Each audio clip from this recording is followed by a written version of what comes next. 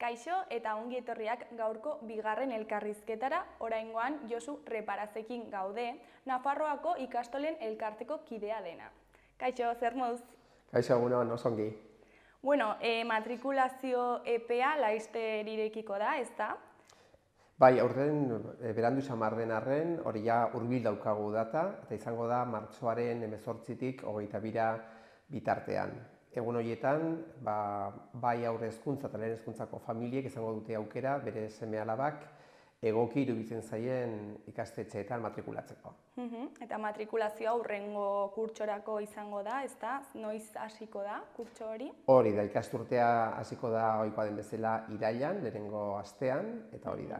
Orain irekitzen den epe hau, 24, 25 ikasturteari begirakoa da. Eta ze adineko aurrak aurrentzako dago pentsatua matrikulazio epea edo nork hartu dezake izena edo?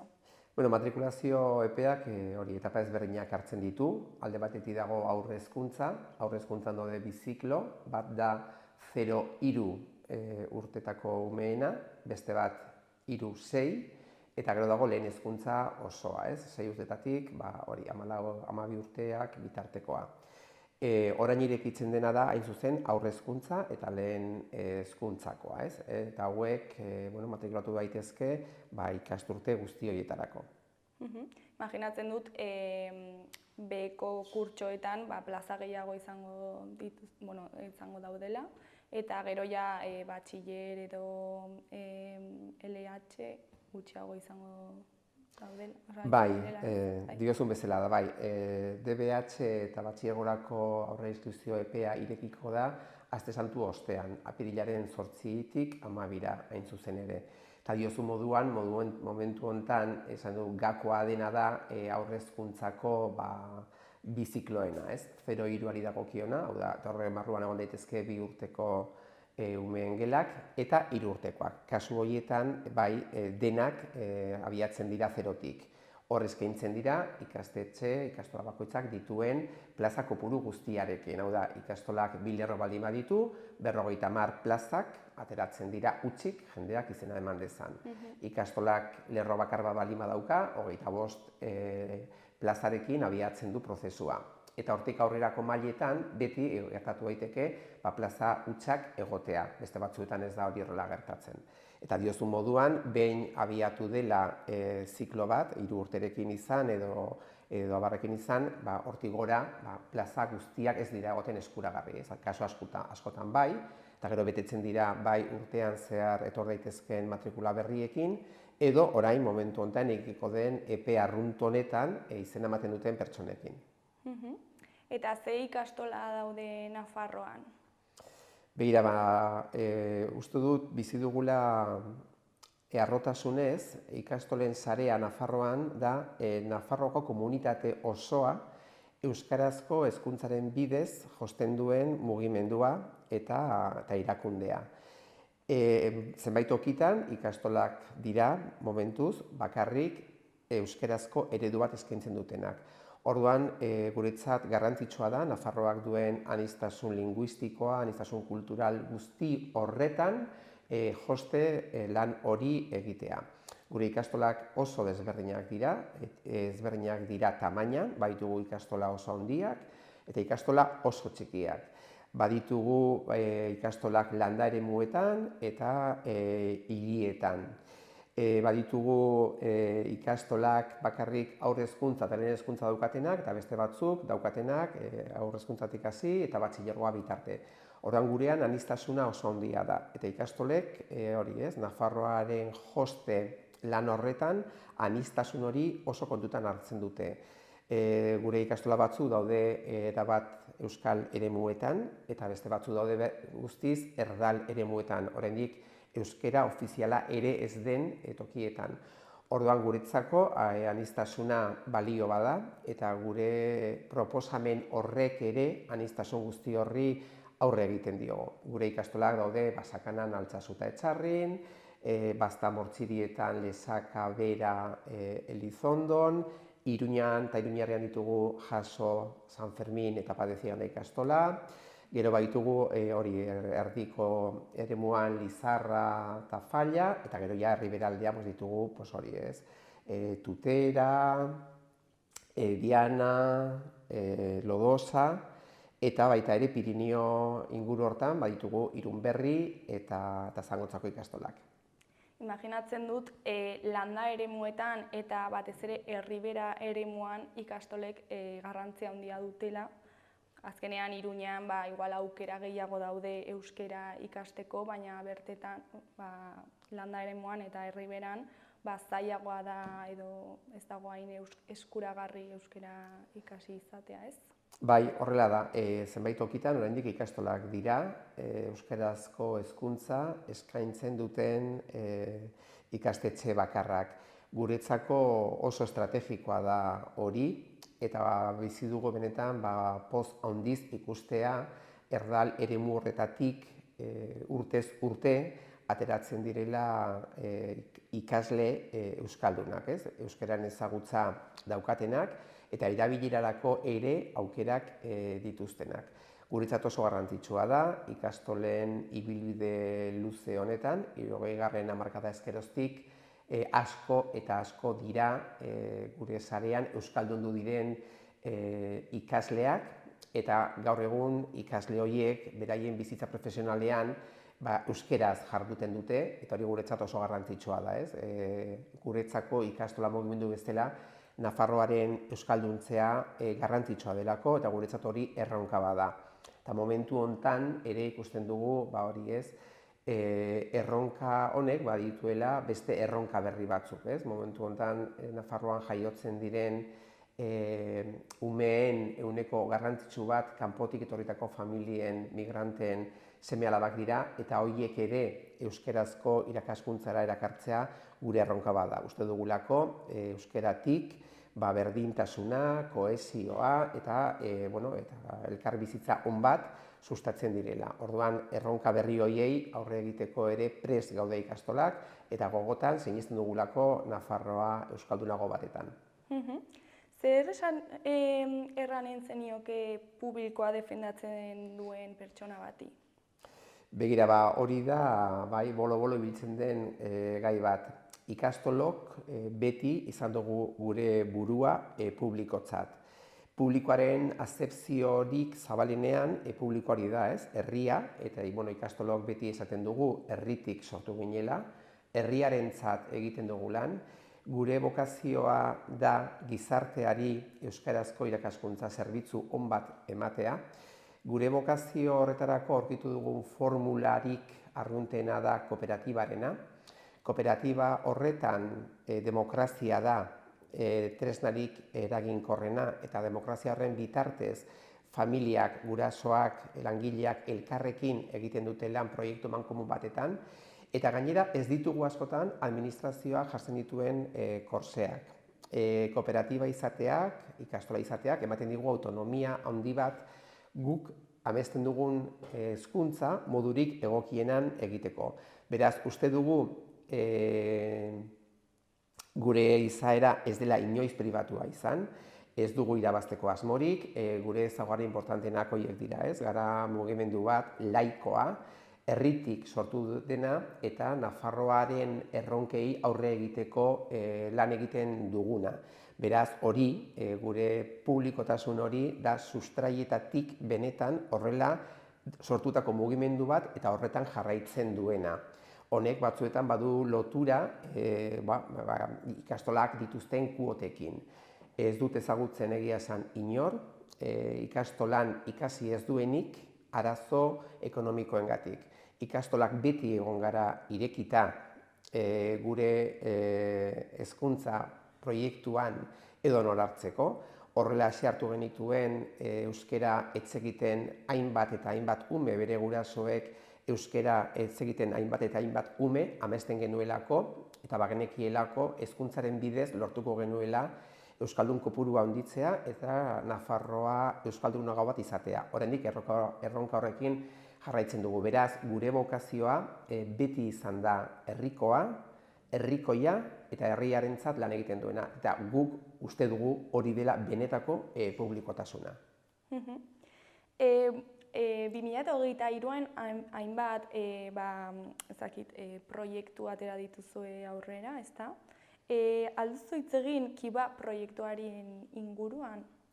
Bai, oraintxe aipatu dizudan ikastolok dugun autonomia hori, askotan gobernu ezberdinek, tokatu zaigu hainbat gobernu ezberdinekin aritzea, ematen dugun autonomia horrek, ematen digun nolabait aukera guk irudikatzen dugun eta guk amesten dugun hezkuntza horri aurre egiteko eta hortarako egokienak ditugun proiektuak aukeratzeko.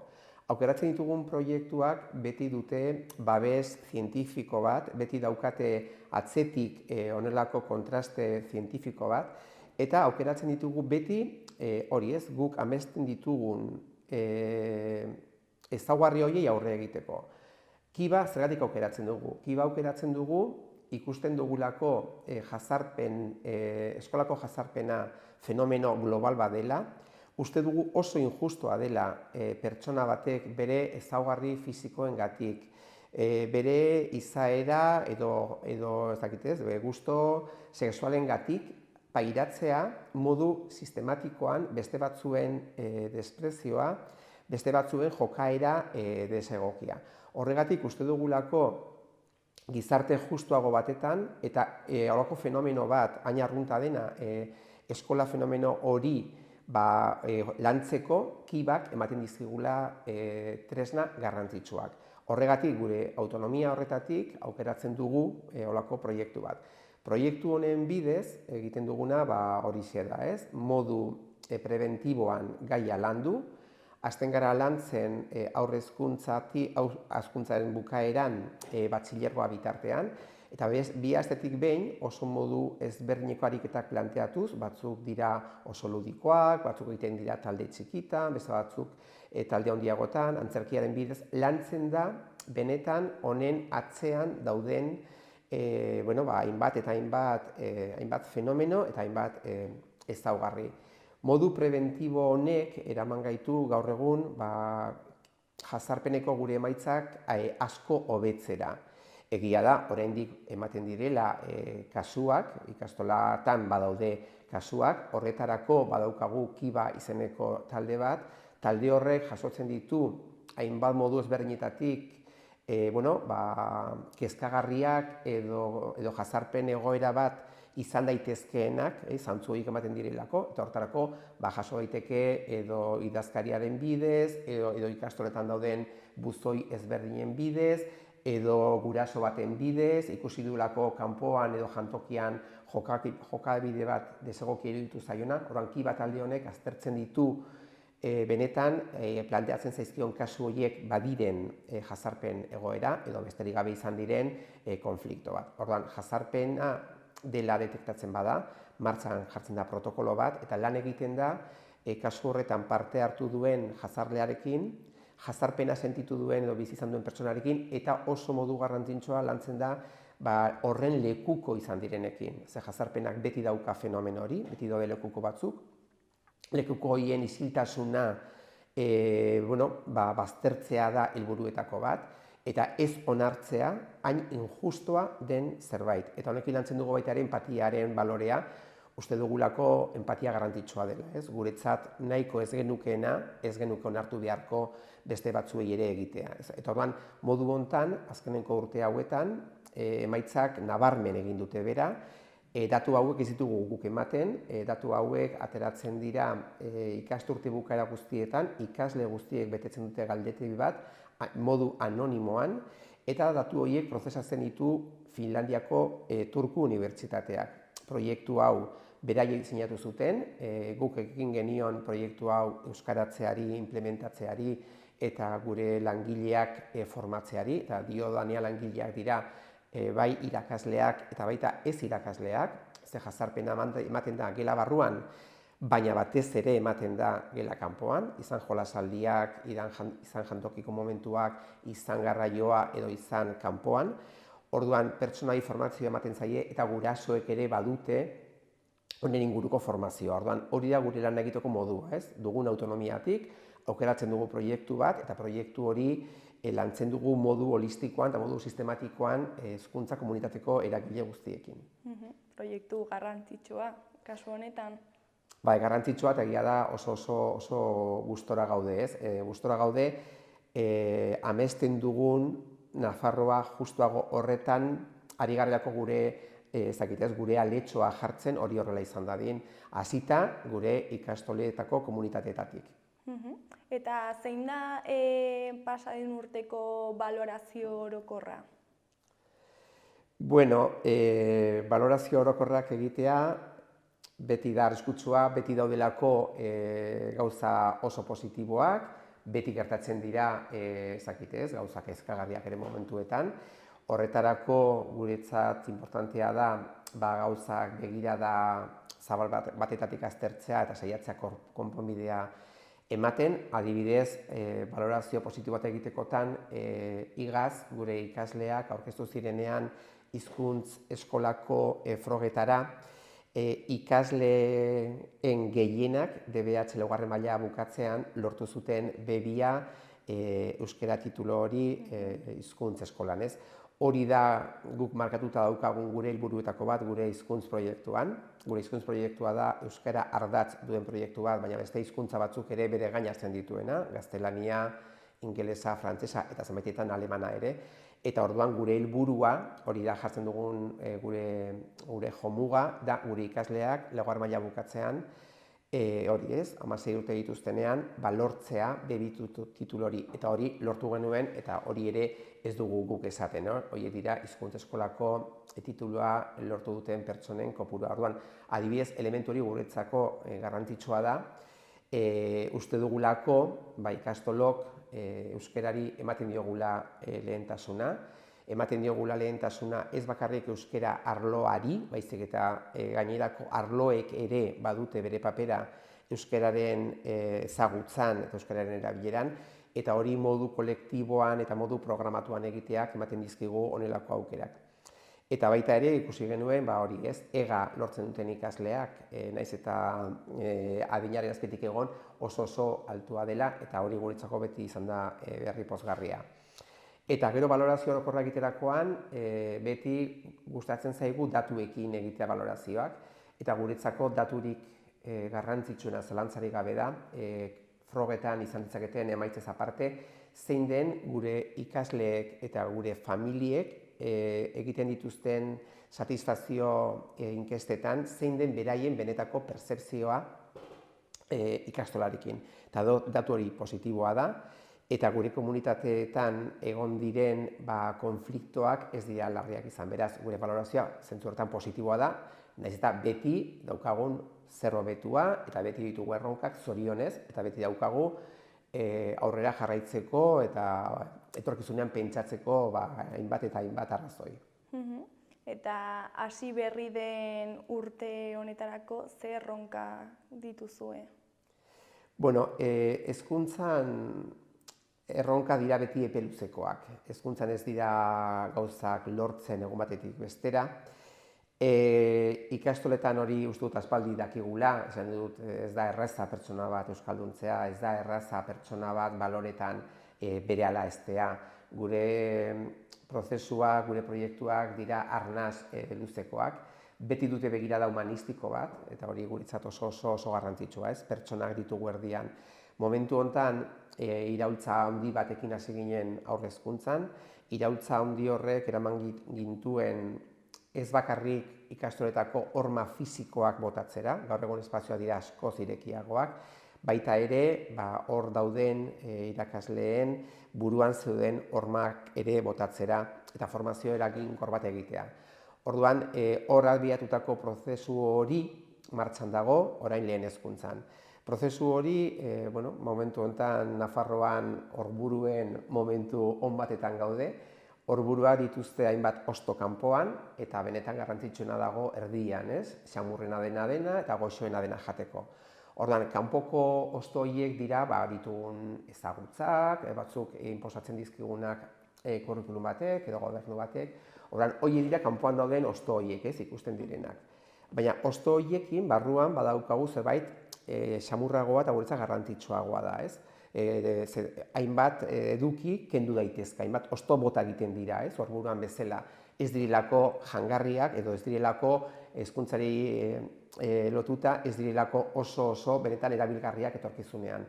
Barruan ditugu konpetentziak, hori da guretzat garrantzitsuena. Ikastolon hezkuntza sistemak ikasleak pentsatzea du helburu, eta pentsatzea hori da, ikasi dituen ezagutza horiek, ikasi dituen prozesu horiek, martxan jartzea egoera berrietan. Hori da pentsamendua izatea, eta guretzako eta kritiko izatea hori da. Orduan, hori da hurrengo kapa hori. Hurrengoa da, zalantzarik gabe, pertsona horrek dituen balioak, eta balioak oso garrantzitsua dira.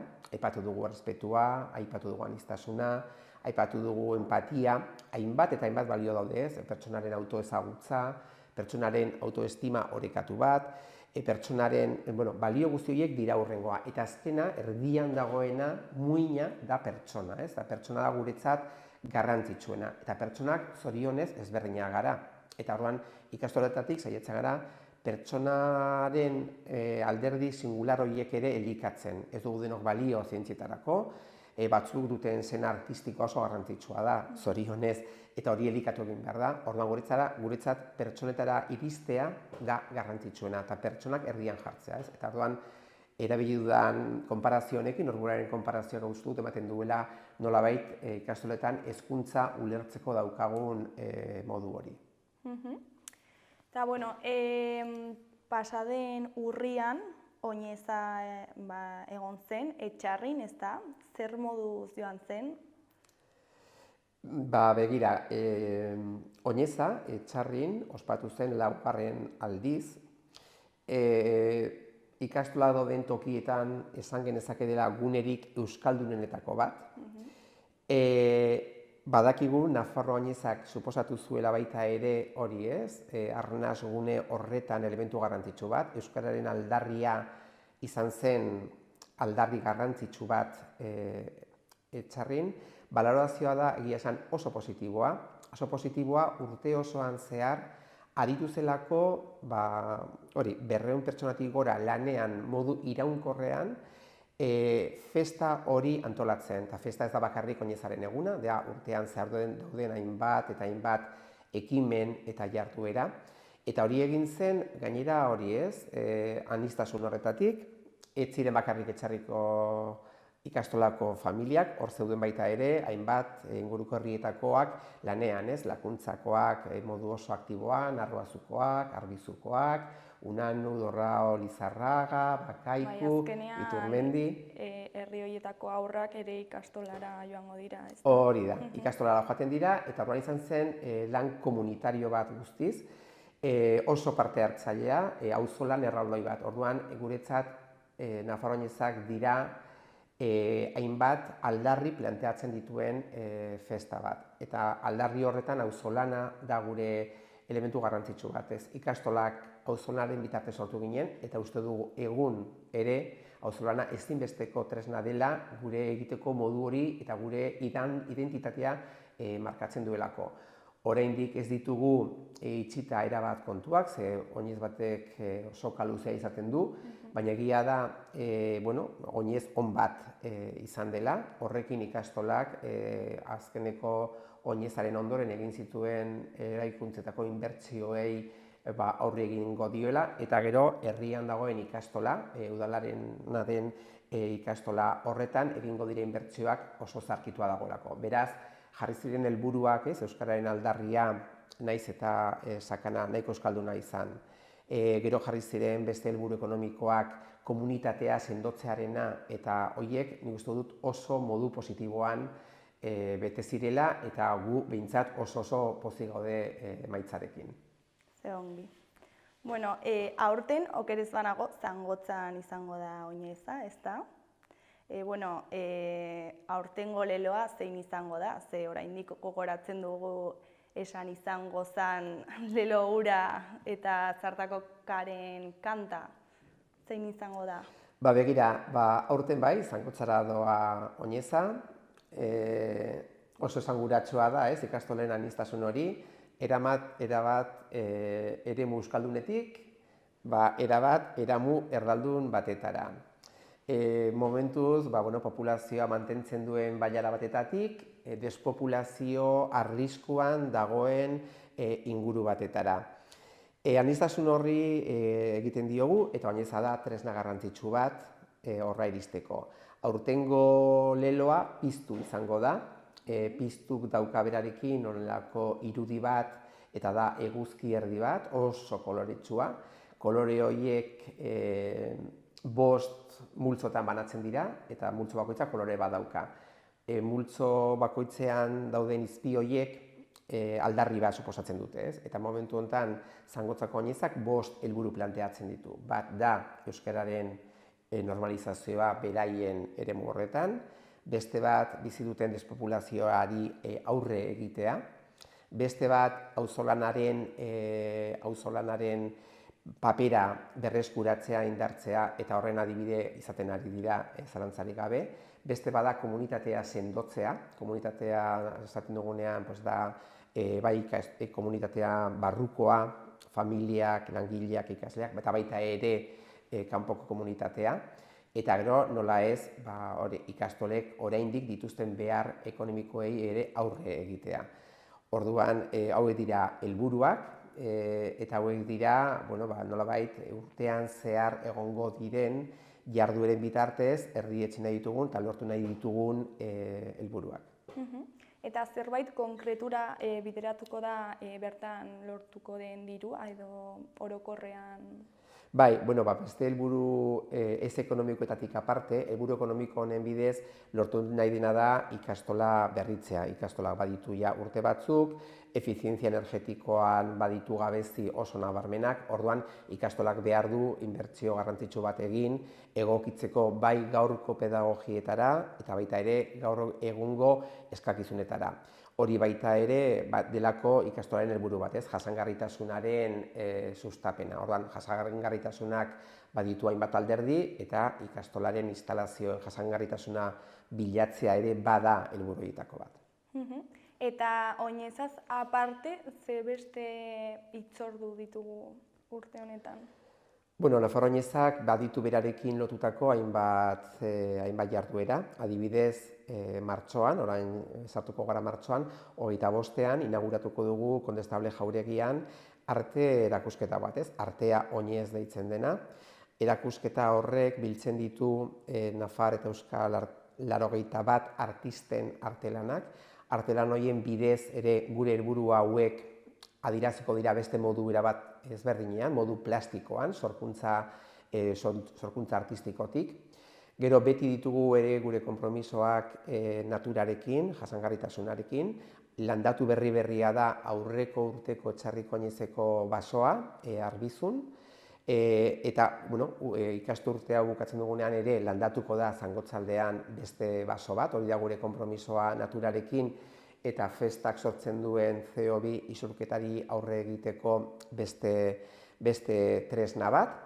Hori izango da beste ekimen bat, gero badaukagu txikiak handi ekimena, horren bidez mundu osoan dauden hizkuntz gutxituen, euskara bezalako hizkuntz gutxituen aldarria egiteko parada. Orduan, horiek dira izango ditugun hitzordu finkoak urtean zehar. Eta gero nola ez, Oinezaren prestaketak alderdi asko biltzen ditu, eta horietako bada erronka da gazteak kirolaren bidez, lehiaketaren bidez jartzea beraien aizian alkoholetik ere urrun daitezen, eta orduan horrek ere behar du prestaketa bat, eta orduan hauek izango dira Oinezari lotuta izango ditugun ekimen berezienak. Eta, ja bukatzeko ez dakit zerbait utzi dugun, zerbait gehiago komentatu nahi duzun, edo jendeari hemendik zerbait esan, ez dakit. Matrikulazio epea irekitzen den honetan, nik uste dut ikastoletan gogoz daudela familia berriak ezagutzeko, gogoz daudela beraien proiektua konpartitzeko familiekin eta ikasleekin, erabat irekita daude pertsonak izan ditzaketen kezkak argitzeko eta ikusteko baita ere zuzenean nola ulertzen den hezkuntza ikastoletan. Nik badakit ikastoletan ume bakoitza garrantzitsua dela, eta hartzen dutela ume bakoitzaren heziketa eta familiarekin elkarlanean erronka bat bezala errespetu handiz, pozez hartzen dituztela umeak beraien komunitateetan, eta orduan hori da, gure hezkuntza ulertzeko modu hori hain soziala dena eta hain proiektatua dagoena gizarte hobeago bat lortzeko Nafarroan, horretarako prest daudela, eta nire gonbita hurbil daitezen beldurri gabe ezagutzera, eta umeek urte asko pasako dituzte eskola batetan, eta tentuz hartu beharreko erabaki bada, eta hor jarri behar dira gauza asko jokuan, ez? Umearen ongi egotea, umearen zoriontasuna, umearen prozesua, umearen akonpainamentua zailtasun bat izango balu bere ibilbidean, zerbitzuak, orduan nire aldetik gonbidapena hurbiltzera, eta badakit beso zabalik hartuko dituztela hurbiltzen diren guztiak.